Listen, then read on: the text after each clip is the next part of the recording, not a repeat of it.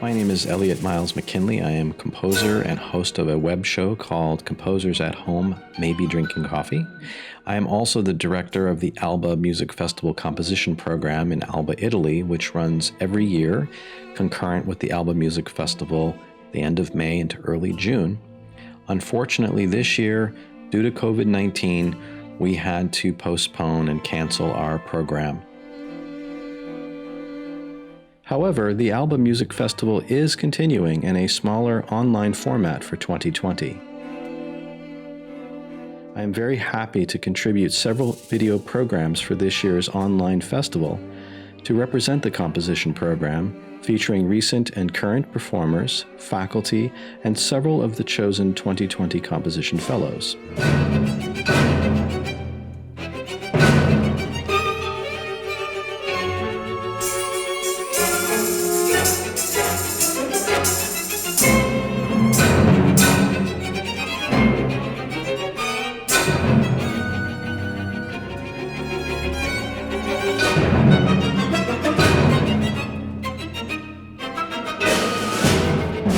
In this episode, I get to interview two of my dear friends, Erik Rhode and Jacob Tews, who are members of the duo Sonic Apricity.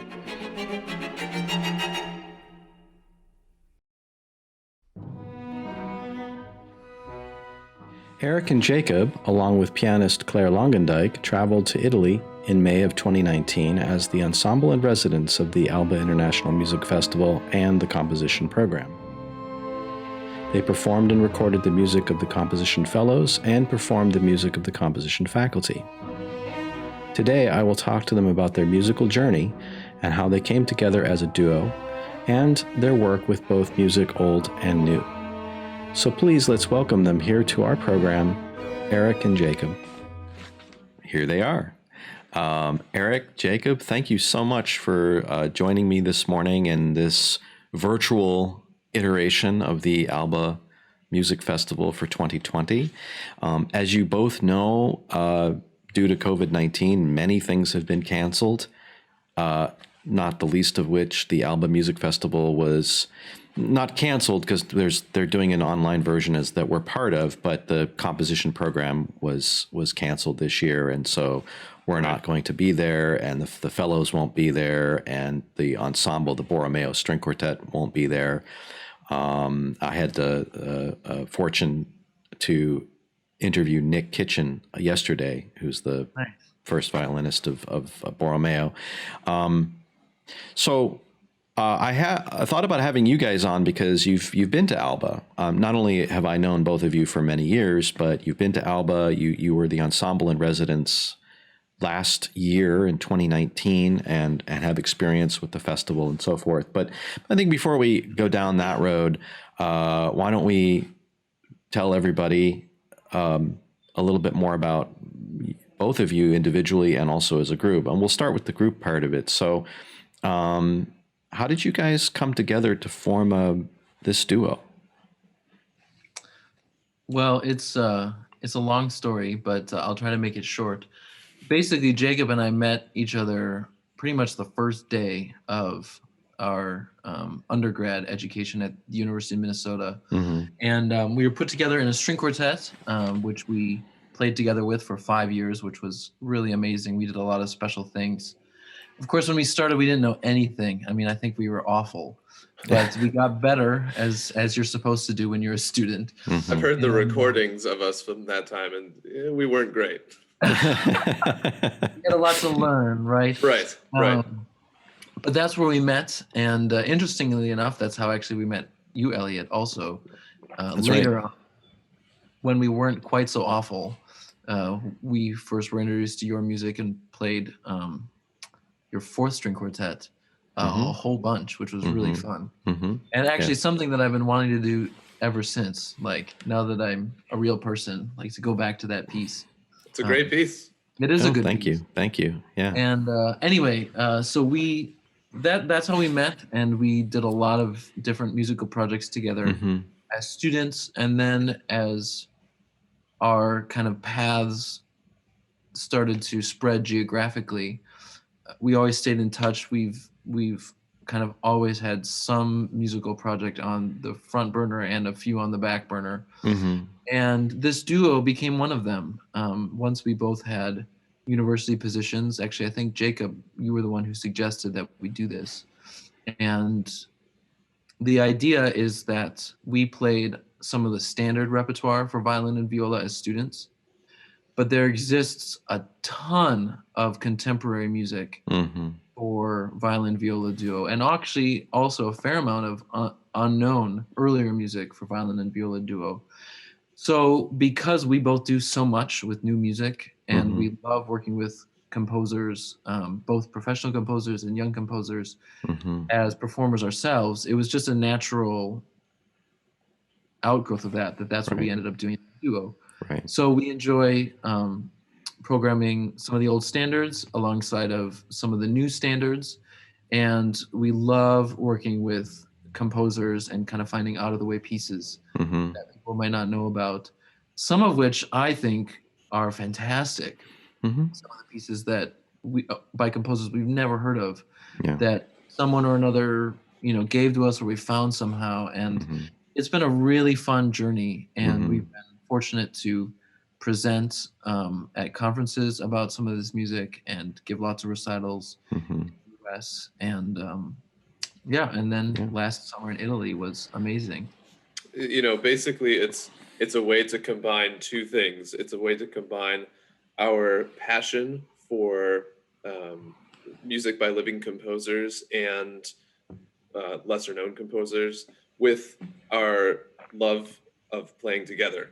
The two of us have Right. played together for 15 years, and Right. this is just another way to continue that kind of musical collaboration, but Mhm. also folding in something else that we're both really passionate about, which is Mhm. the vitality of music as an art form, and Mhm. supporting living composers in their Mhm. work. Mhm. One of the nice things about the two of you is that both of you love new and old music, and don't treat it. I think you may approach the music differently, of course, but you don't treat necessarily the artifacts as being necessarily any less or more significant than one or the other.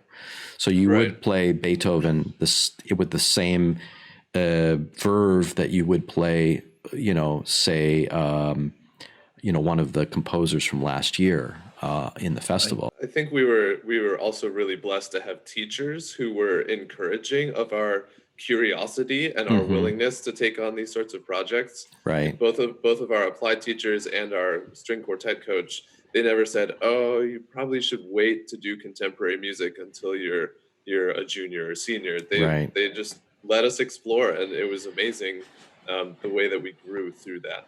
I wanted to ask you both about how it is to play and work together in a duo setting versus, say, a larger chamber music setting, be it a trio or a quartet, and what you might be able to speak about. I mean, of course, playing solo is a completely different thing. Right. Right. I know, Erik, we can talk a little bit about your Bach project too, which of course is all solo playing and solo working. But do you have anything to say about how what might be unique about working as a duo versus any other modality? Yeah. If you don't mind me jumping in first, Jacob. Yeah, that's fine. I there's totally two sides to this coin, right? Hmm. And I think it's been interesting for us as we've worked with commissioning composers with how they deal with this particular ensemble, because Right. there's only two of us. Right. And it's a different problem, because even when you're playing solo, an audience member comes to that listening with sort of a certain expectation, like it's just one person, like it's not going to sound like a fuller chamber music sound. But a duo is different because it is chamber music, Mm-hmm. and yet it's not even even a trio you have so much more of a full palette to play with. Mm-hmm. And even like in terms of range, because it's violin and viola, it's a small range, and so it's obviously there's all the color differences between the two instruments, and certainly even the way Jacob and I approach our instruments and our playing is different. It's quite different, which sometimes causes problems when we're rehearsing. And we tend to rehearse the same kinds of things over and over again because the way I play versus the way he plays, and then coming together in the middle. But I also think it's very cool because composers who make it work are so creative about how they do it. Like, let's take the really famous Mozart duo, right? It's like the perfect piece for this duo. And you would never, there's no need for more instruments. It's just perfect all by itself. Right. And yet there are other pieces, like we played Lowell Lieberman's duo, I think it's Opus 4. And it was interesting. We learned about it, that he wrote it when he was working with David Diamond. And it was an exercise. He was supposed to be writing a quartet. Okay. And Diamond said, first start with 2 voices, violin and viola, and then bring it to me like that, and then we'll add the other 2. Then we'll turn it into a trio, then a quartet. He brought it to Diamond, and Diamond said, look, here's your piece, you're done. And he wasn't intending it to be this way, but right. But it just became a piece, right? But you can hear the that the landscape of that piece is much more barren than the Mozart. Like the way composers kind of deal with it, it's very interesting. They have to make choices. Like, do I want to try to make this sound like a quartet where we're playing a million double stops, working on a new piece that's like that? And it's really cool, but it's a totally different affect. Right. So there's definitely some challenges there, and even just the challenge of having a relatively small palette to work with. How do we make a compelling program that is in itself varied? Right. And I think we've done that pretty well with the programs we've put together in the past. But it is something we talk about. Like, we can't do the same kind of thing for too long. Now, I will say my favorite thing about performing as our duo, and we have put this to the test more times than we probably should have, is that we don't have to learn how to play together.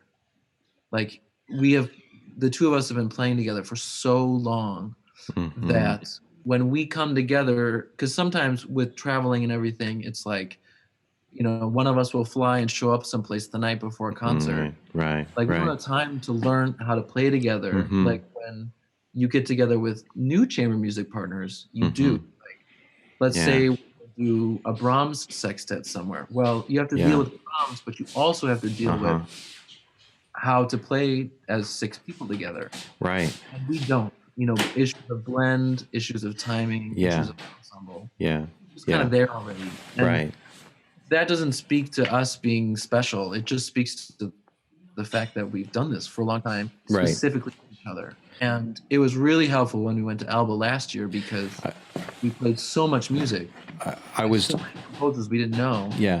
Like, we had to use every second of rehearsal to figure some of this stuff out. And with some of the pieces, and this is not a slight to any of the composers, but with some of the pieces coming from composers with less experience, we also had to figure out, okay, what are they trying to do here? Because it maybe wasn't clear. And it's our job to help cross that bridge, right? Like, for us, our integrity as performers, we're not necessarily going to only play what's on the page.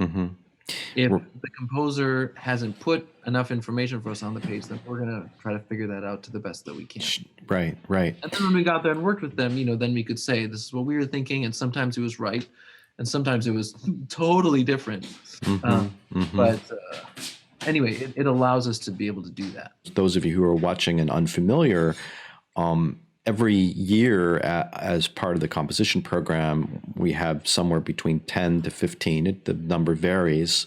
Young composers and some not so young also, but composers of various levels coming to Alba to participate in workshops and lessons and master classes, and then have their music recorded and performed by the ensemble.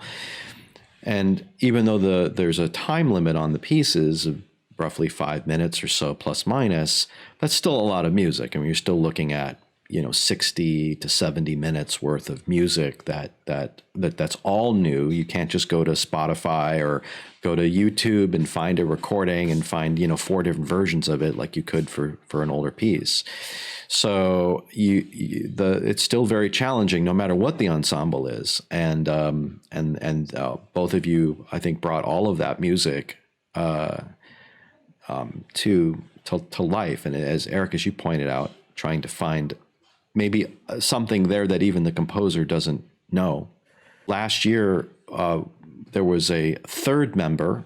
So the two of you, of course, are very familiar and with one another. And Erik, you have worked with Claire previously, so you had some familiarity with her as a performer, right, and how to navigate the rehearsal space. But how was it to be thrown in more or less into the deep end of a pool with not knowing where the bottom was, with all of this new music, going to Italy, no less, and having more or less just a few days to get all this stuff under your fingers? Right. What is it like to have that another voice, if you will, come into the equation for rehearsal and interpretation and so forth? There's certainly a learning curve, as Erik was talking about. Erik and I have played together for 15 years or however long it's been, and so even just the rehearsal process, we each understand the other's style of communication, and so I know what Erik is trying to say, even if he's not saying exactly what he's trying to say, and vice versa. And so bringing in, always. So bringing in another person just from that standpoint, from that relational standpoint, it took a little bit of feeling each other out. For Claire to get used to our style of rehearsing, and for us to sort of fold her into that process and allow her to bring her own communication style to that. It was certainly a learning process. But I will say that if there's anybody who I would want to do that with, it's Claire. I mean, she comes at everything she does with such incredible intensity that first of all, she's super well prepared and way more prepared than I was, for sure, for rehearsals. And also she sort of elevated our music making, or at least brought it to a different place than we might have been otherwise, because we had that little bit of discomfort in figuring out how to play with someone else. I think we discovered some new things about the music that we might not have discovered if it was totally comfortable, if it was just sonic Apricity and not with a third member joining in. Right. Yeah, I think you're right. And I think, because I had played with Claire quite a bit before, she really is a fabulous collaborator. And I think, Elliot, I even suggested it to you, to have the option for a larger ensemble for the composers, because of the challenges of writing for violin viola duo. I thought, wouldn't it be, we could be a flexible ensemble then, where they could write for kind of odd piano trio, but at least again it's piano trio, or duo, or I think we said even maybe a solo instrument and piano, although none of the composers did that, which was cool. It just gave us more flexibility, and Claire is such a tour de force by herself that, like Jacob said, it totally elevated everything that we did. Yeah, how is that? It's often mentioned that in performance, and I don't know, maybe the two of you have different ways of thinking about this, but in a performance, it helps to have a little bit of not unease might not be the right word, but some tension in the performance so that you're not too comfortable. That it somehow helps to, I think Jacob mentioned the word elevate in a way, when you have this something there that might be, even if you know the music really well, but you have something there that is maybe making you pay more attention than you might otherwise pay attention. Is that true? Is that something that I don't know if you can speak to that at all. I think generally I like to be as comfortable as I can when I'm performing, but it's true that I think for me that's one of the things that's really exciting and fun about performing music by living composers or performing lesser known music is that it's not, you're never playing pieces that you've been playing for 10 or 12 or 15 years. And so there's always something sort of fresh and vital about it that keeps me on my toes and sort of forces that kind of mental intensity, that focus that I don't need to have if I'm playing a Brahms sonata. Right. You know, the Brahms requires his own kind of focus and intensity, of course, but it's a different sort of mental energy, and in some cases it's more relying on the kind of natural musical intuition that I've developed over the course of my studies as a musician. You can rely on that more, whereas when you are playing in situations like the Alba Festival, where it's brand new pieces by young composers, or as we haven't mentioned yet, the privilege we had of playing pieces by the faculty composers as well. Right. All of it totally brand new. You have to be absolutely on your game at every moment, because otherwise things fall apart like that. Right. So that's for me. I don't love being uncomfortable when I perform, but I do like the excitement of being able to get to the end and saying, yes, I achieved the premiere of this piece, and I did it with a commitment to not just play all the notes correctly, but a commitment to musical excellence. Yeah. Right. I mean, I think there's a really fine line there, because you're right. There is an energy in performance, and when you're not sure how it's going to go, that adrenaline kicks in, and it can be exciting. But I kind of think that performing already has that level of adrenaline just because you're performing, right? And in the 21st century, we're pretty much never ever in a situation where we have too much rehearsal time. True. Right. And we just can't afford it. Same for us as a duo as for, the Chicago Symphony. Like, rehearsal costs money. And it's, I would say, yes, there's that adrenaline, which is really exciting, but I want to know that we're going to get to the finish line together successfully. So, like, we're not going to try to create that sense of kind of tension, because it just doesn't allow us to perform well, actually. It might be kind of a wild ride. It's like, oh my gosh, are they going to make it? That's, unless that was the way in which the piece, unless that was the spirit of the piece. You've played many new works before last year. It's not that you're not unfamiliar with working with living composers and playing new music, but now here you are in a festival situation, and in festivals time is compressed, and it's not like you've got a whole semester to deal with all this music, and plus you're playing a lot of music. And to your point, Jacob, there was a lot of music. How did working in a compressed time frame and also in a festival environment either act as either an impetus or a hindrance in terms of just making all of this come to light, which you did, both three of you did very successfully?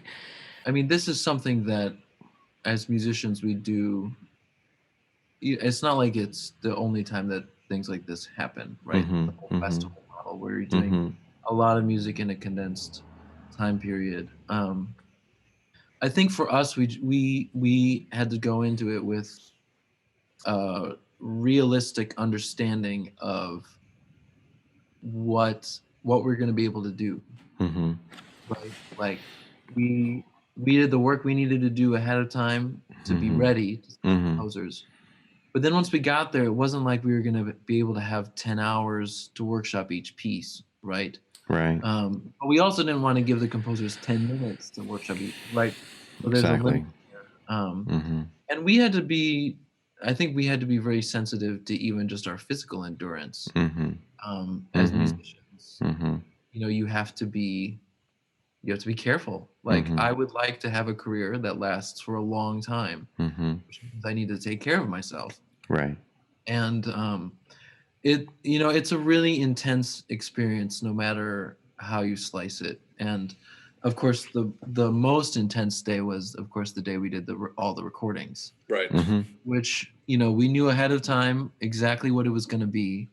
And I mean, it shouldn't go unmentioned that the composers were amazing. I mean, just amazing, generous people. Like, not one of them was, I mean, they were just all so understanding and kind. And, you know, even on that day when we were like literally in the studio, like the whole day. Right. Playing, for the recording sessions. Yeah. You were behind the booth. I mean, it's like not just us, of course.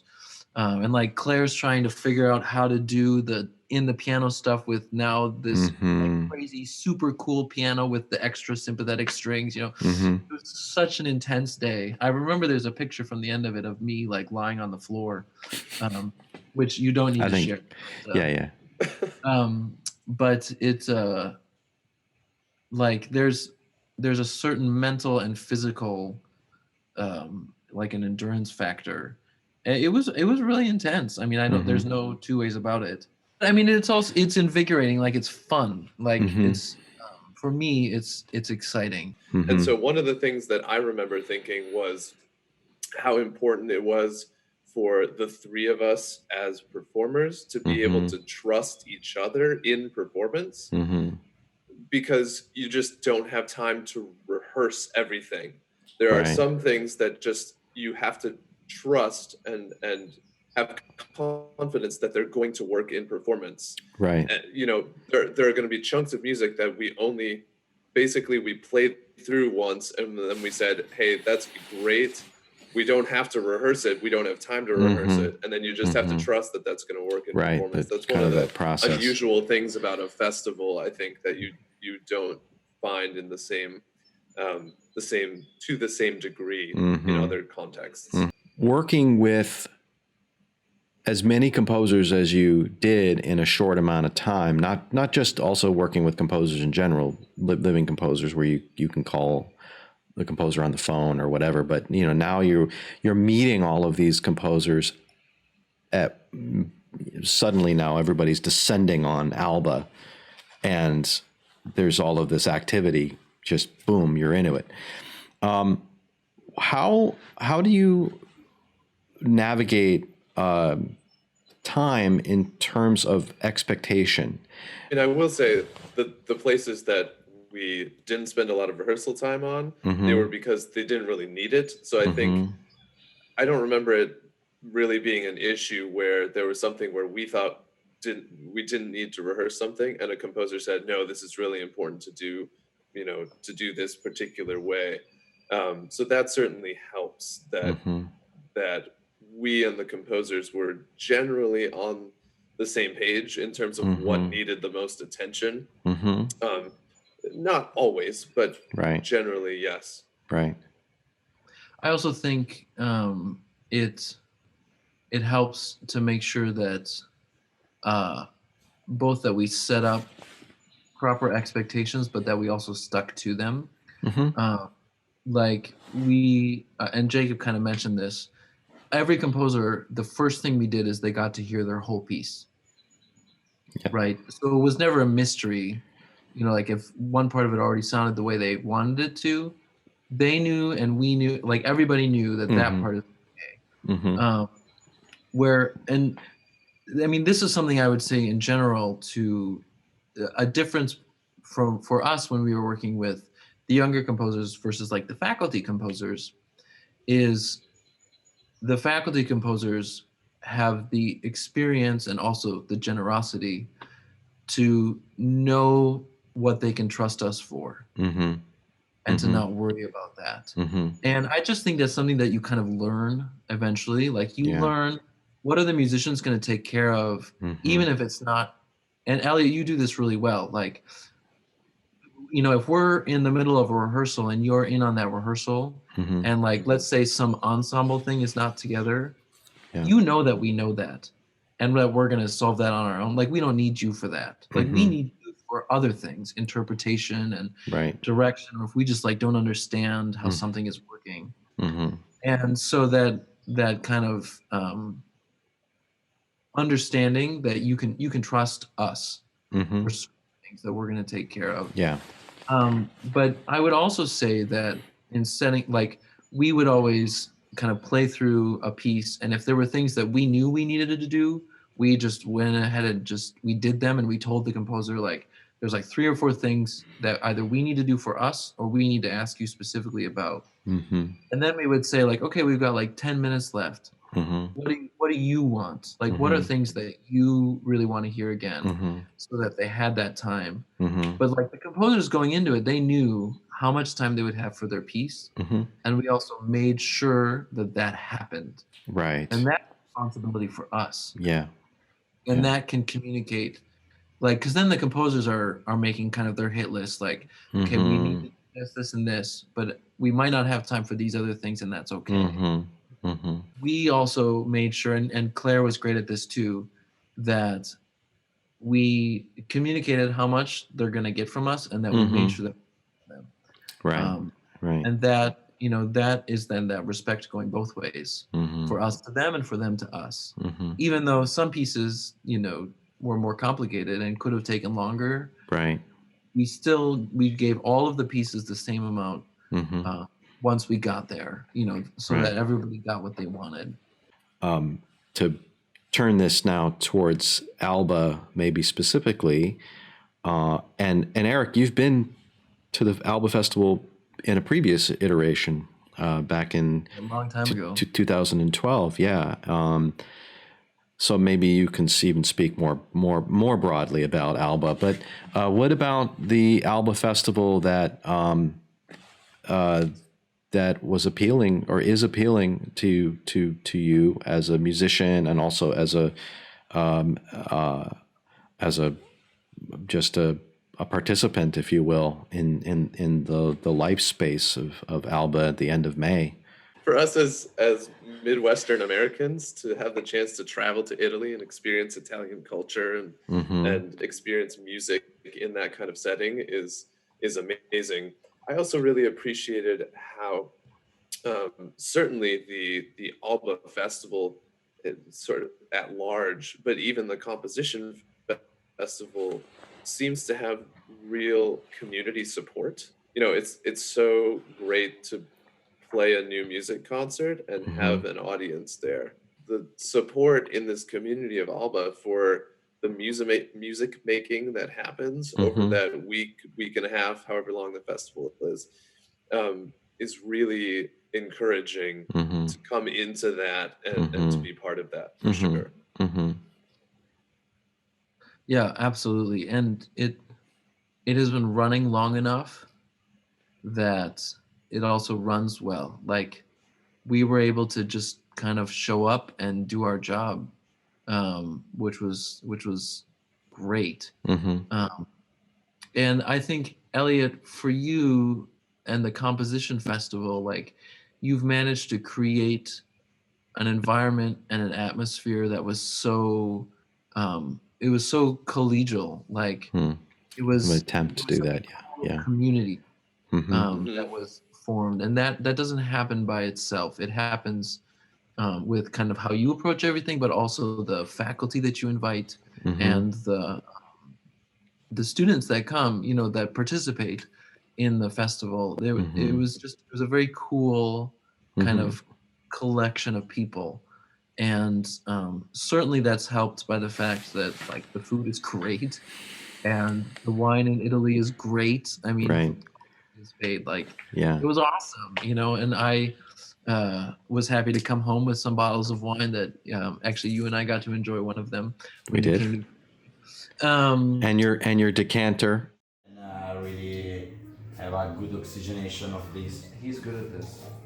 He's practiced. Wow. So if you do 2 turns, you get a half glass. Wow. No, it's very funny. Mm. And It's wonderful. with this, with 10 minutes of oxygenation, you can You're just ready. have a ready wine. Yes. Yeah, So you can Wow. drink more quickly. Yes. So when you That's always a try plus, to charge, right? Well, as Yeah. long as you can get it out, right? That's the game. You're really good at this. Well, he's a sommelier. Okay, I'm gonna try it again. Come on, man. It's so much fun. I mean, and it's a great like, you know, could we do something like the Alba Festival in, you know, the US somewhere like in How Ohio? about Terre Haute? Right. Yeah. Yeah, I mean we could, but and it would Sure. be like the music making would be cool and the teaching would be Mhm. there, but there is something to be said about going to a place like that where the setting is so beautiful. Right. And like Jacob said, the community there that supports it is Mm-hmm. also really beautiful. Mhm. And you know, even the like run out concert that we did to Busca, Yeah. first of all, the meal afterwards was incredible. Yeah. But you know, the hall was packed. Right. Like Yeah. it was packed by these Mhm. like just wonderful people who were coming to support the concert. And Mhm. it's just great. I mean, the way that it all kind of works, it was Mhm. so much fun.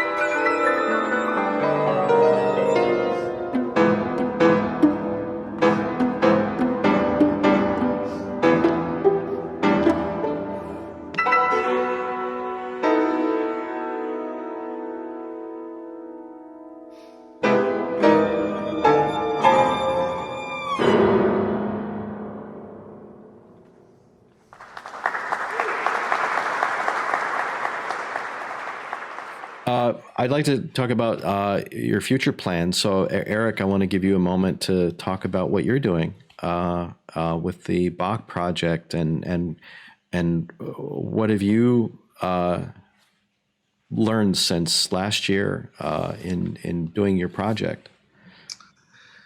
Yeah, well, thanks for giving me a chance to talk about it. Mm-hmm.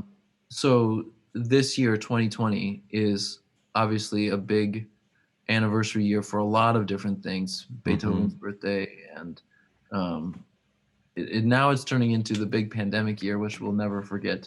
Right. But it is the 300th anniversary of when Bach wrote the solo sonatas and partitas for violin. Mm-hmm. And as a violinist, I had always had this dream of playing all six as a set. And so about 6 years ago, I decided I'm going to do it. Like I made the anniversary year kind of be my goal. Mm-hmm. And so I've been working towards this for a long time. I mean, I think I've played the first single movement of Bach as a student back in, I don't know, the late 90s or something. Mm-hmm.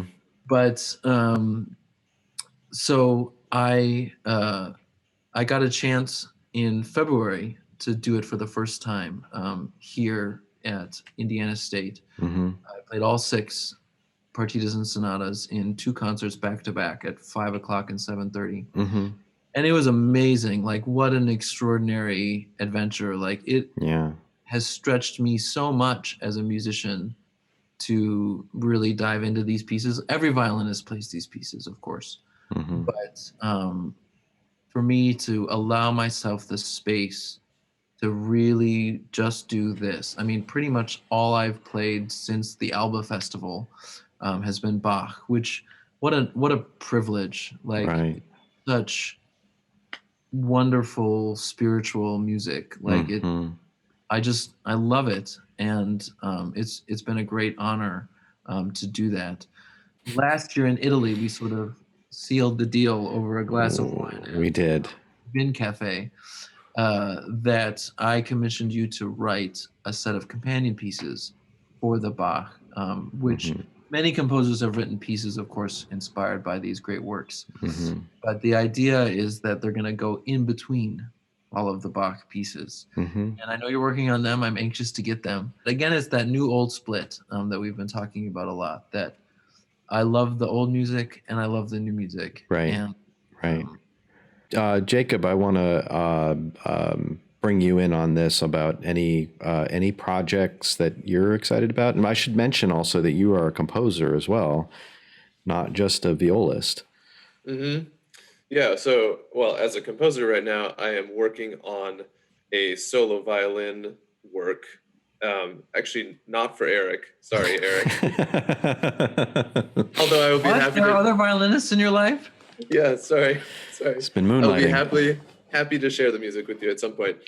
No, I have a friend and colleague at the School of Music at Southeastern Missouri State University.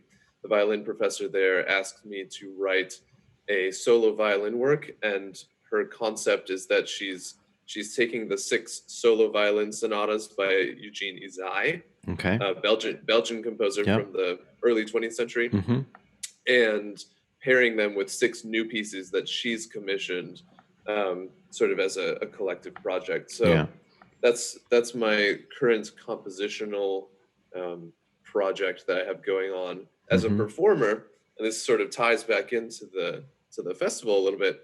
So once everything shut down because of coronavirus, I wanted to come up with a way to continue performing, and not just performing, but specifically continue championing new music and music by living composers.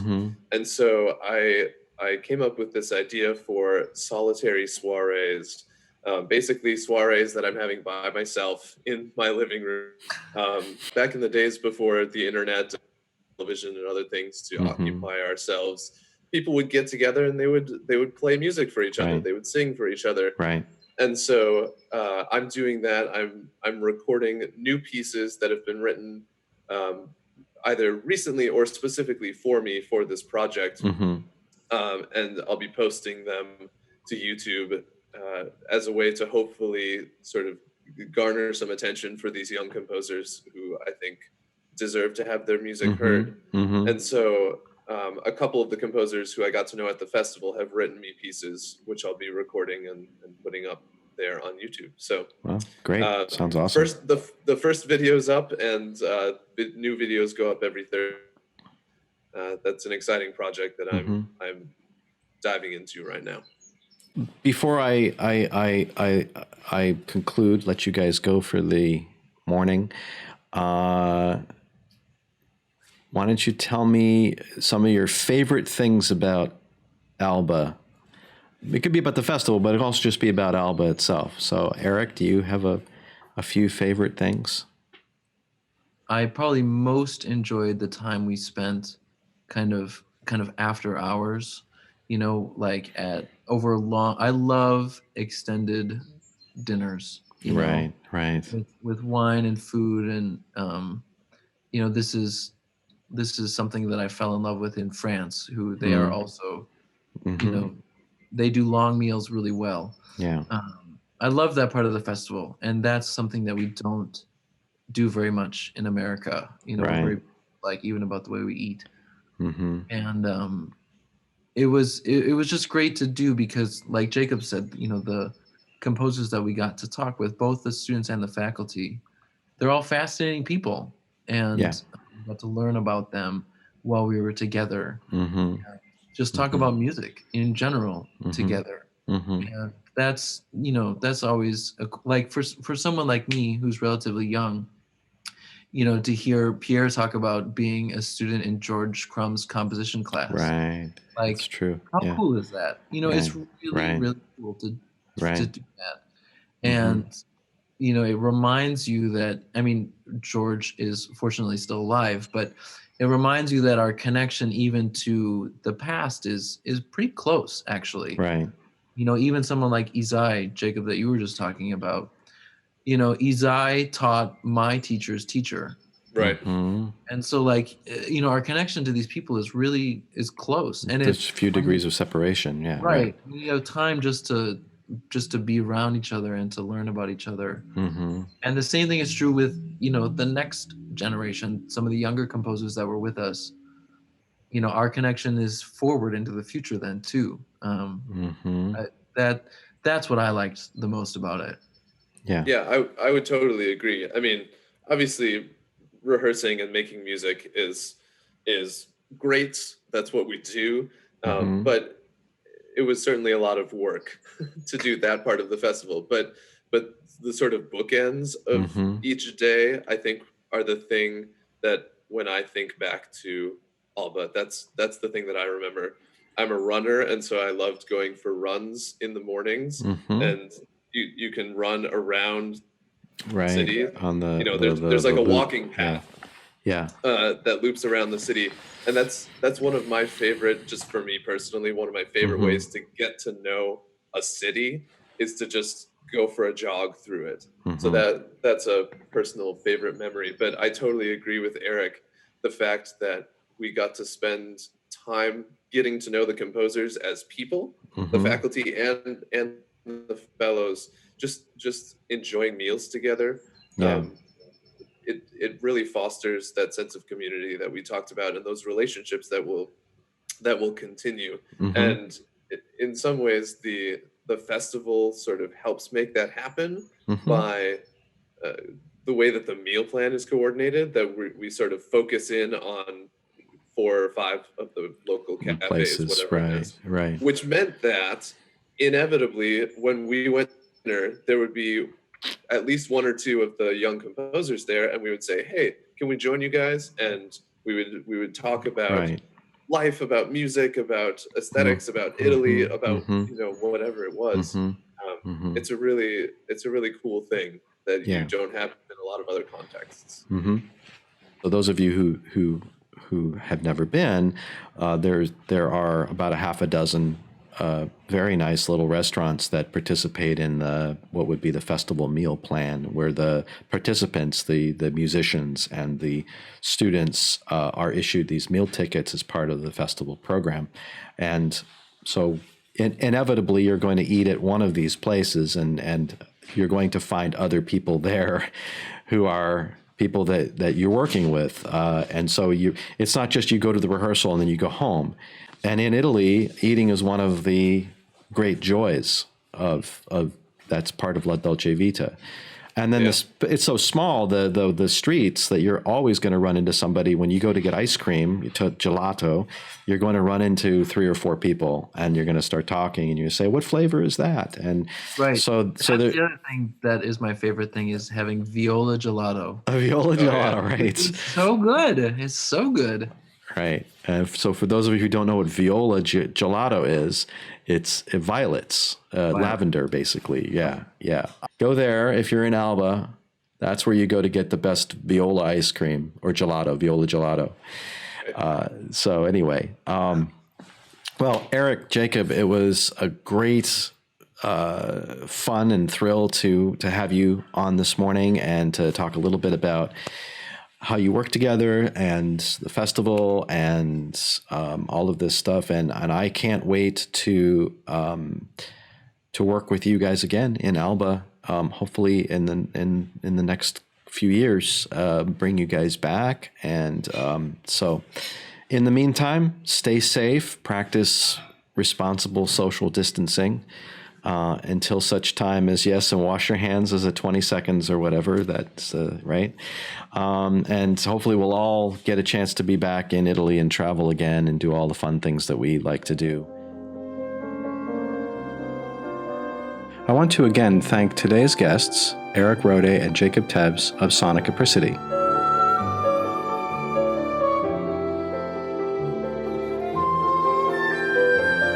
I would also like to thank Jeff Soberschlag, Giuseppe Nova, and the entire staff of the Alba Music Festival Composition Program for making this festival such a warm and welcoming place for all of our program fellows, faculty, and guest artists over these past 5 years.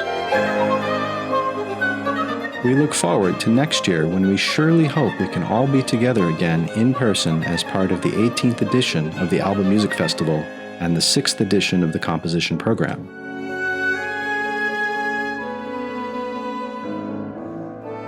2021 is set to be a great year for the program and will feature Hub New Music as the ensemble in residence, along with Hannah Lash as the composer in residence. Our distinguished faculty includes Mary Ellen Childs, David Post, and J. Anthony Allen, who will also run an electronic and electroacoustic mini course that will run concurrently with the composition program.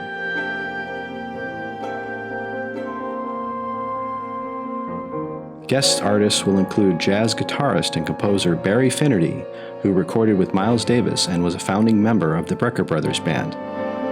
Musicologist and guitarist Enrico Merlin, who is one of the leading Miles Davis scholars, will visit as well, and composer and multidisciplinary instrumentalist Alex Lubet, who is professor of composition at the University of Minnesota Twin Cities, will attend and give several lectures. Applications will open later in the summer of 2020. Please visit www.albacomposition.com for more information. Also, visit our page on Facebook/Alba Composition and Instagram @Alba Composition. We thank you very much for taking the time to watch today's program, and we wish all of you to remain happy, healthy, and safe.